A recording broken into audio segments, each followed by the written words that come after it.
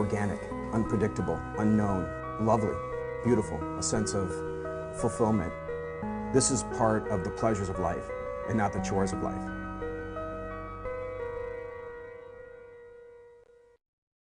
Coming up on Daily Iowan TV, medical marijuana and why some Iowa mothers are celebrating the state's verdict on it next. It's Phil's Day, how the university celebrated those who give back to students. And in sports, golf heads to their Big Ten championships in French Lick, Indiana. It's all coming your way at the top of the hour. Daily Iowan TV starts now.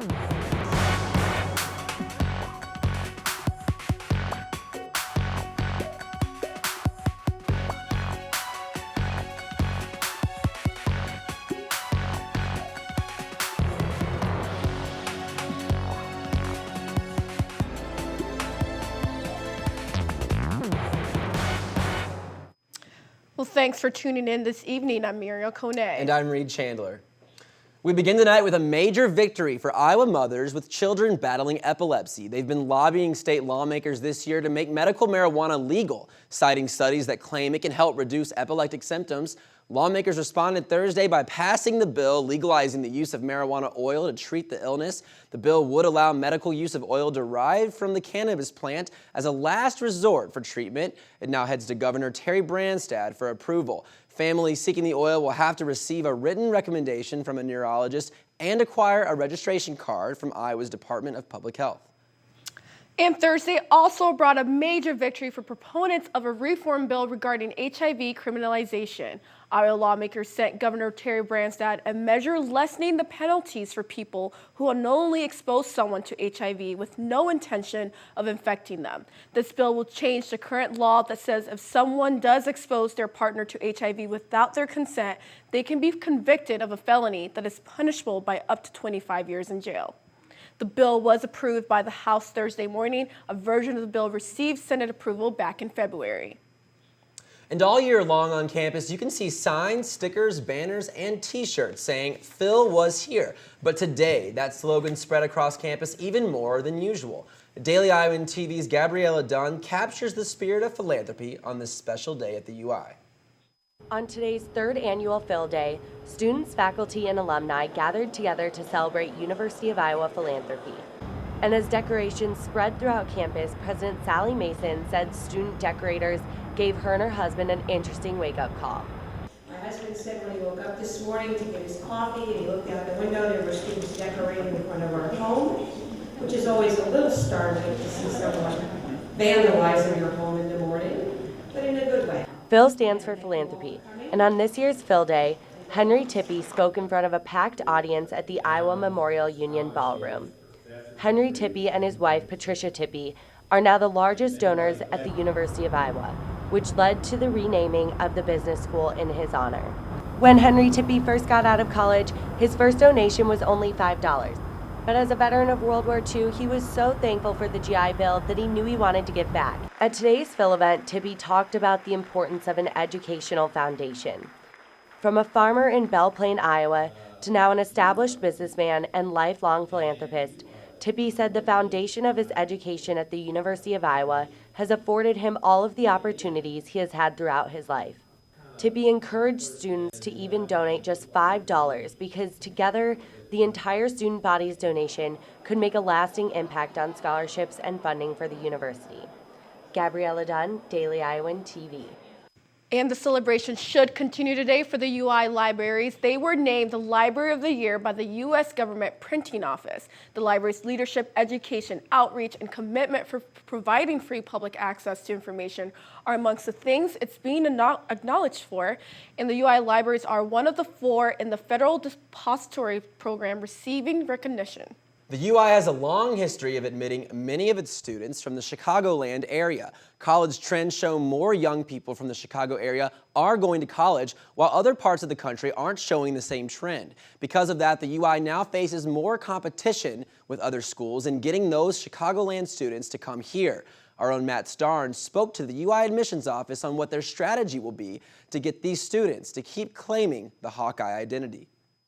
Strolling through the UI's main library parking lot, you can't help but notice a bit of a trend. There are lots of Illinois license plates. And that's not surprising. In fact, Eric Page from the Office of Admissions says that's been the case for a long time. Well, for 25, 30, 40 years, we've had sort of a pipeline into suburban Chicago of people coming here for an education.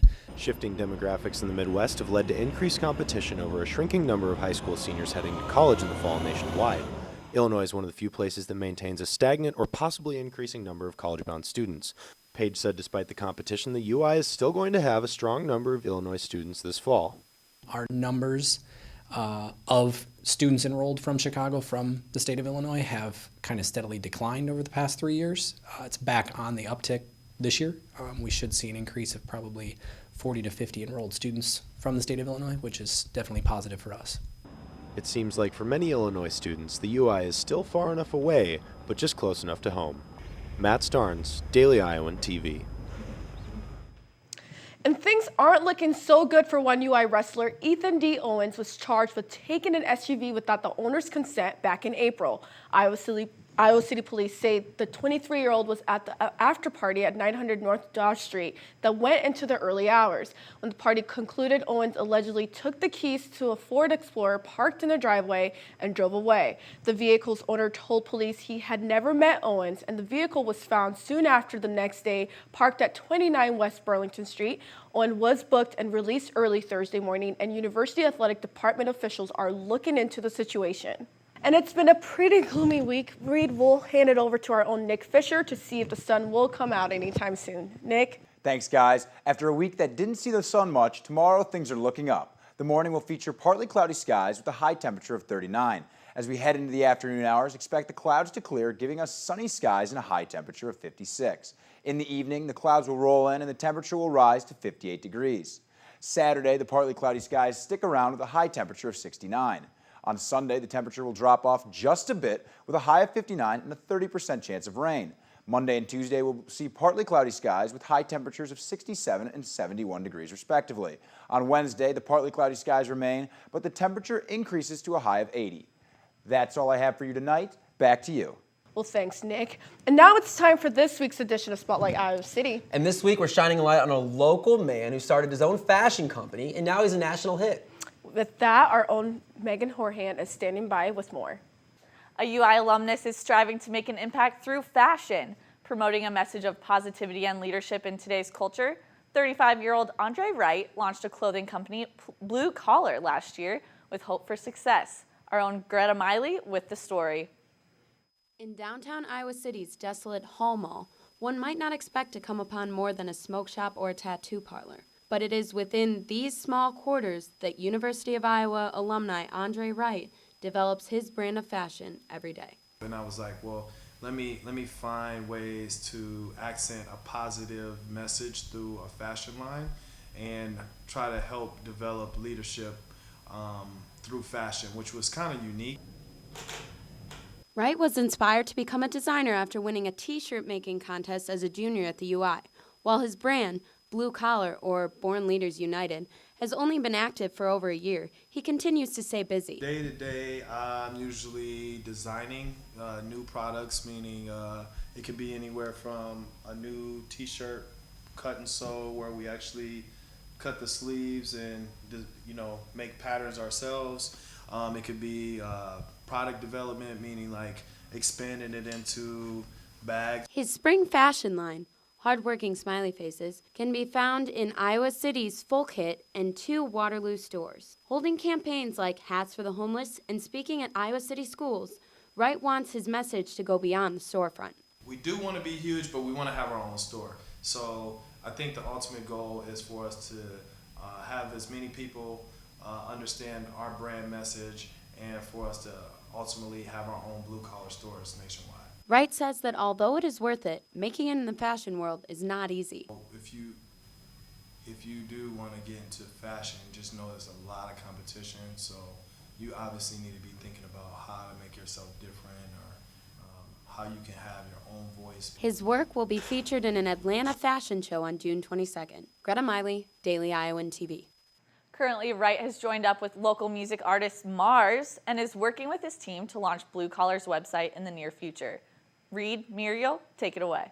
There's a lot going on in our sports studio tonight, Muriel. That's right, Reed. A lot to get to. So with that, let's send it over to our own Daily Iowan TV sports studio, where our own Kevin Glick is standing by. Kev? Thanks, guys. A lot for you on the show tonight. Baseball heading to Columbus for a clash against the Buckeyes, and the track team prepping for their first and only home meet of the season. But first, we take a look at the Iowa golf team as they get ready for their Big Ten championships in Indiana. Coming off a first-place finish at the Boilermaker Invitational 2 weeks ago, the men's team has some momentum on their side after placing third at last season's Big Tens. Reigning Big Ten Golfer of the Week, Stephen Ime, is hoping to pave the way for the Hawkeyes to an even better finish this year. Daily Iowan TV Sports' Whitney Blakemore has more. The pressure is on as the Iowa men's golf team heads into postseason play this weekend for the Big Ten championships. And for senior Stephen Ime, the timing couldn't be more perfect. For the second week in a row, Ime has been named the Big Ten Golfer of the Week after his first-place finish at the Boilermaker Invitational. It's awesome, being named Big Ten Golfer of the Week for 2 consecutive weeks. It shows that, my game's been progressing pretty well as the year went out, and, I'm definitely carrying some confidence going into the next tournaments. This was the second year Ime took home the gold at Purdue's home invitational, making this his 4th win of his career. But this win was even more special as his final round put him in the Hawkeye record books. That last round at Purdue was definitely a fun round. Having 9 birdies in 18 holes is something pretty special, and not a lot of people get to do it. So that was a really fun day, and it means a lot to me to finally be up there in the record books with a couple of the other great players that have come out of here. Now Ime is recognized as one of those great players, carding a career best 8 under par to shoot 64. The second best 18-hole score in program history.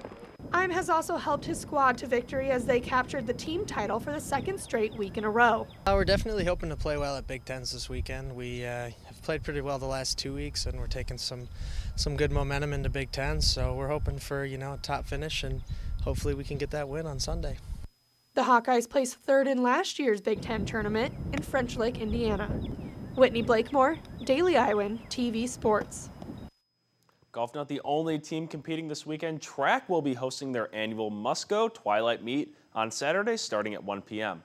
For the 15th time, Iowa will be under the lights for their annual meet, which will be doubling as senior night for 15 Hawkeyes. Daily Iowan TV Sports' Rachel Bradell has more on Iowa's lone home meet of the year.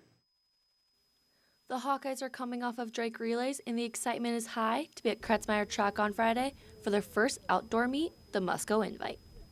It's just always great to be back home and get a chance to compete against really good competition in front of our home fans, and I think it's always great for the seniors to send them out on a high note. This is senior night, so just being able to have a home meet on our campus is always great. It's going to be really exciting because there's supposed to be a lot of great teams here, and it's my last chance to put my best stuff out there in front of my home crowd, so I'm really trying to go out with a bang this year. The seniors won't be the only ones ready to go. Unattached former Hawkeyes will be competing, as well as American record holder Eric Sawinski. That's going to be awesome. I mean, when you got, Ethan Holmes, who just finished his indoor eligibility running the 400 hurdles in front of the home crowd, and then Eric Sawinski, he rarely gets a chance to compete at home because he's traveling a lot more now. So it's going to be a definitely exciting event. It's going to be fun. I get to go out there and compete with, all my old teammates, and Eric's going to be there running, so it'll be fun. We're going to put together a 4x4 at the end, so I'm pretty excited about that. I think it's going to be really exciting. I think a lot of people underestimate just how good of a running city this is, and just to be here on the home track again, it'll be really fun. Rachel Bedell, Daily Iowan TV Sports. And finally, one last thing to keep an eye on this weekend. Baseball beginning their 3-game series against the Buckeyes in Columbus. Rick Heller's squad coming off their first sweep of the season over South Dakota State recently, with the Hawks looking for more of the same this weekend as they continue to push towards a postseason run. Unfortunately, we are out of time in the program this evening, but we'll be back this Sunday as always with all the latest from the world of Hawkeye sports. Reed, Muriel, back to you at the desk. Well, that's all we have for you tonight, but be sure to read Friday's pages of the Daily Iowan. Read about what Kinnick and Carver have in store to spruce up your access to cell phone services. And a hormone linking depression to hunger. The latest of this research will be available tomorrow. Thanks for tuning in this evening. We'll be back at the same time on Sunday, or you can catch us anytime online at dailyiowan.com. Thanks for watching. Have a great night.